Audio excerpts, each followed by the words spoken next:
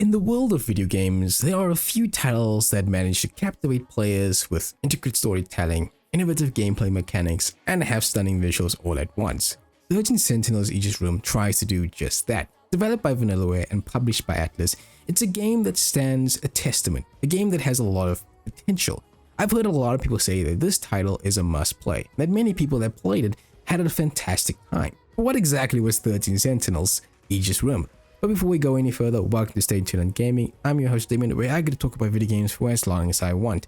And if you like the video, please comment down below and subscribe to the channel. It helps the algorithm. Today, I'll be looking at a game that's a unique fusion of visual novel, real-time strategy, adventure elements, and a confusing narrative that all stars 13 protagonists. Today, I'll look at 13 Sentinels Aegis Rim. When it comes to the story of 13 Sentinels, it's unlike anything other. It's a narrative that is both complex and mesmerizing at the same time. Just like its name, the game boasts 13 protagonists, each with their own perspective and roles in the overarching plot. The narrative is presented in this non-linear structure, which allows you to experience events from the different characters in different viewpoints, all trying to connect this big web of stories. And this deliberate structure will always keep the player guessing on exactly what's happened as you're trying to piece together this story. The central plot, basically, of 13 Sentinels is around 13 individuals who find themselves conflicted in a battle against monstrous mechs known as Kaiju and a mysterious force that is threatening all of humanity.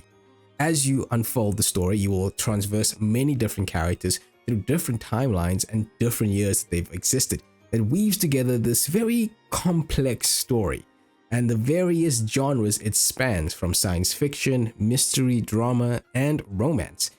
It's actually pretty well done. There's a lot I like about this game, from its exceptional writing that tackles many different themes of AI, the consequence of human actions, and how far you'll go for someone you love, to the intricate plot that has many twists, turns, and revelations that are not only shocking, but also really good on the emotional side.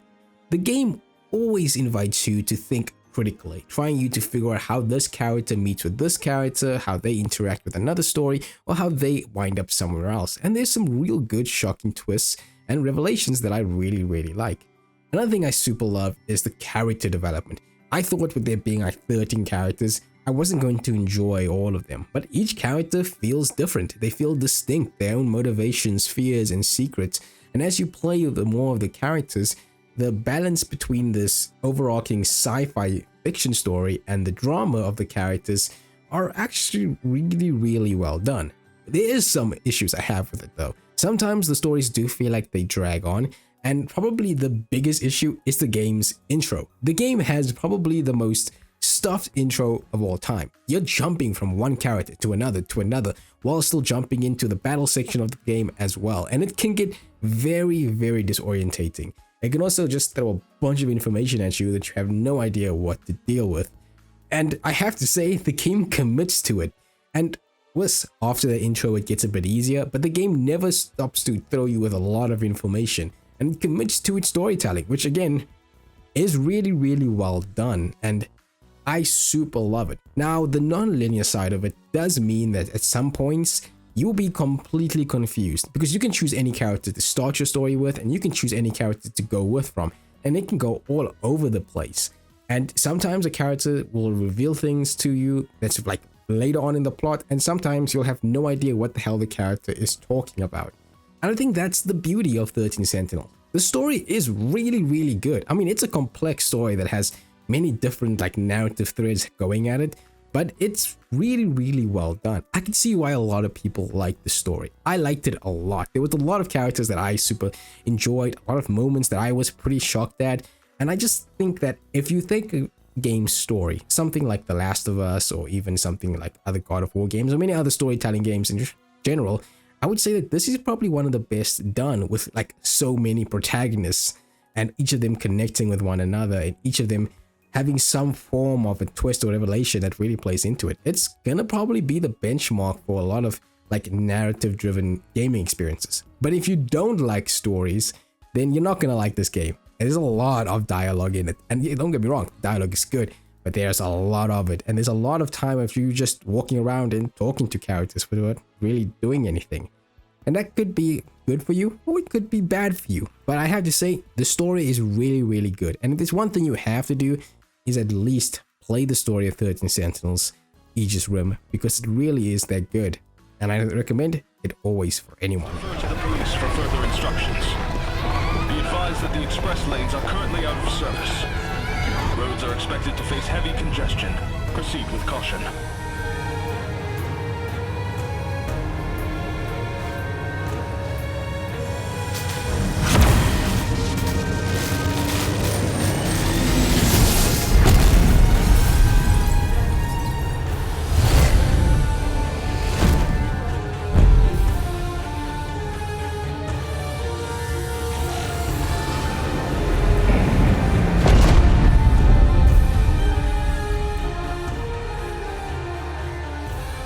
When it comes to graphics, Vanillaware's signature hand-drawn art style takes center stage in the game and delivers a visual feat that sets itself apart from any of their other games that they've done.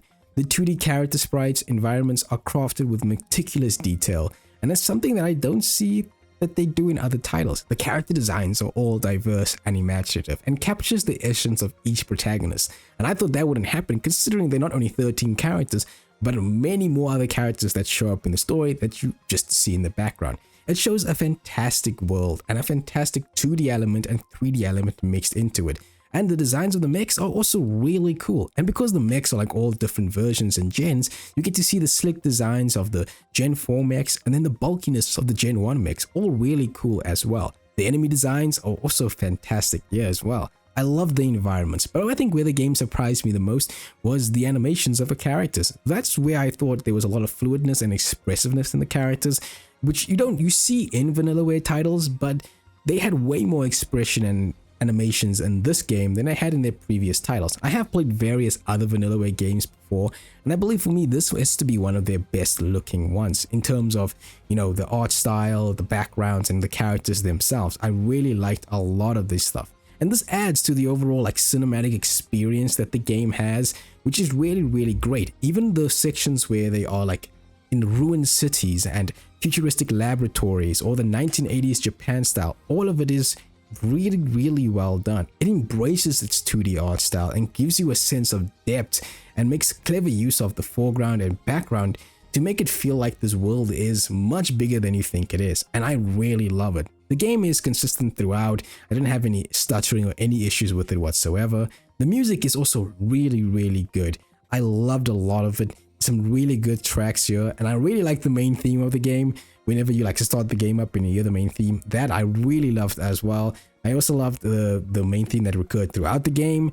That was also really good. I really, really liked that one as well.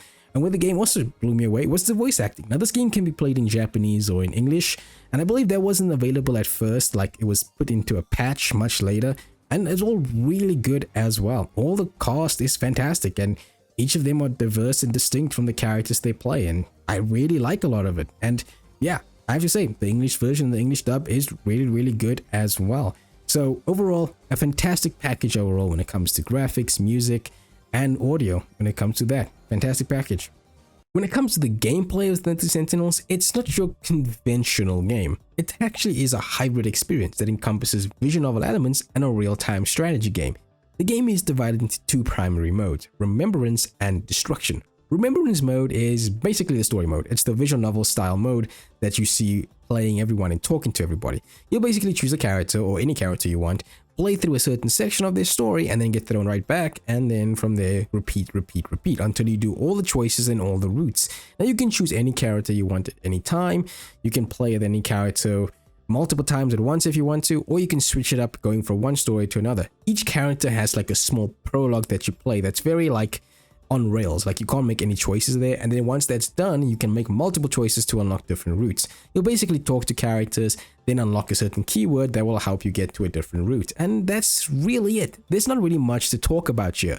It's basically the story mode, but there is some things. First of all, you have to play through every single character's choice. It's not like you can miss anything. You gotta play every route to unlock everything in the game and to unlock the final story. So you will be playing these character stuff over and over again. Second, this part of the game is really slow. Like I said, in the story mode, there is a lot of dialogue and a lot of talking. And while these segments aren't that long, usually lasting at max maybe 25 to 30 minutes, it does feel like sometimes it does drag, and it can be really slow and maybe boring for some people that aren't into this. They talk a lot in this game, and I mean a lot. Every piece of dialogue, everything can be switched out and talked about for a very long time. Now there is some good stuff, like you do have a fast forward button, which is very helpful, especially in certain situations where you need characters to show up at certain points and then talk to them to progress the story. So that's one part of it. Another thing is, so you won't really ever get lost. There's a really good chart system that helps you understand what you have to do without really spoiling anything. And I think that's really great of it. Where there is a bit more interactivity is the destruction mode. Destruction mode is the real-time strategy game that the game has, where you will take control of the colossal mechs to fight off the wave of kaiju invaders, with strategic elements that involve you positioning your sentinels, developing various attacks, and exploiting the enemy weaknesses. And this is where the actual game of 13 Sentinels is played, with you taking on these kaijus and using your mechs to basically win. I like this mode a lot, and if you aren't into strategy games, this game is still okay enough. Look, it's not as deep as any other deep dedicated strategy game. Like, it's not like super deep with many systems and many mechanisms and stuff you have to learn, but what is there is still good, and it does offer you a challenge. Let's first talk about the Sentinels, because each Sentinel is different. There are 13 characters and 13 Sentinels that you have to choose from, and there's a good variety of them that play out. Gen 1 mechs basically focus on melee attacks, but they're very slow but do a big punch. Gen 2 mechs are your all-rounders, can drop sentry guns, shoot from a distance, but also pack a punch.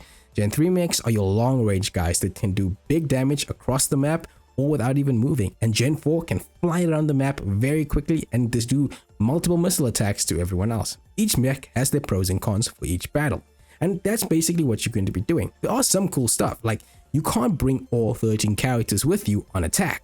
You'll have to choose up to 6 to either go into attack, or the rest will be in defense. Now you can choose up to 6, or you can choose 3 or 4, it all depends. The rest will all be on defense, and from there on you're going to be basically fighting the kaijus. Now as for the enemies, the kaijus themselves, they're actually pretty cool. There's a good variety and a mix of them as you progress the story and the campaign of the destruction mode. They've got ground enemies, air enemies, enemies that are fast and slow, big, small troop carriers, ones that can disrupt your mechs, others that can do high damage, and some that can add shields to other kaijus. And all of this is really, really good. Always keeps you on your toes, because this isn't a turn-based strategy game, but a real-time strategy game. Once you're in the battle, it cannot really last that long. Battles last for a couple of minutes, maybe at least 30 minutes, maybe even less than that. Depends on how big these battles can get. And the maps themselves are pretty big and interesting. You either have to defeat all enemies or survive the wave, and make sure that your terminal doesn't get destroyed. Each mission has you have some objectives that you have to pass, and some even have extra bonus objectives that you have to do as well. There are some cool stuff in the battle mode though that I really like. While this is a real-time strategy game, it isn't too chaotic that you'll lose focus of everything. The game will always stop and give you a chance to choose which attack you want to make and which attack you want to do with your sentinels. And I kind of like that system, so it can always give you a chance to breathe if it gets too chaotic for you. When you do use an attack, you'll use up some EP, which is basically the skills, and you can get it back by charging, by defending. Once you defend, you actually gain a little bit of EP back. It's always very interesting. But you can gain even more EP back by destroying enemies, and you can do this really awesomely. I loved using the long range guys to shoot a big area of kaijus, and then they would cost a lot of EP to do the missile attack, and then I would gain it all back. Granted, I would take a while because after every move, you're on a cooldown. Another thing I liked was when you're moving the mechs. Now again, each mech is different, and Gen 1 mechs can only move on the ground. And you would have to maneuver through the city because you're fighting in like a city, and how the game says that it's like a city. So you have to move them through the city, and you can only move them on various parts. I thought that was really cool. And you can also like stop them moving at any time and just attack, which I also really liked as well. You can even do critical attacks such as back attacks on enemies, which can have critical effect and make you have higher damage, which was also really fun as well. The enemies can get overwhelming though. There's a lot of them, and more and more waves come down. But you can set down traps, EMPs, or even use your terminal to bring out a big EMP pulse to basically knock everyone out. There's another mechanic that they also added in, which is that you can't use basically everyone all the time. You see, because in the lore of the game, the Sentinels do have the players go into a brain overload if used too much.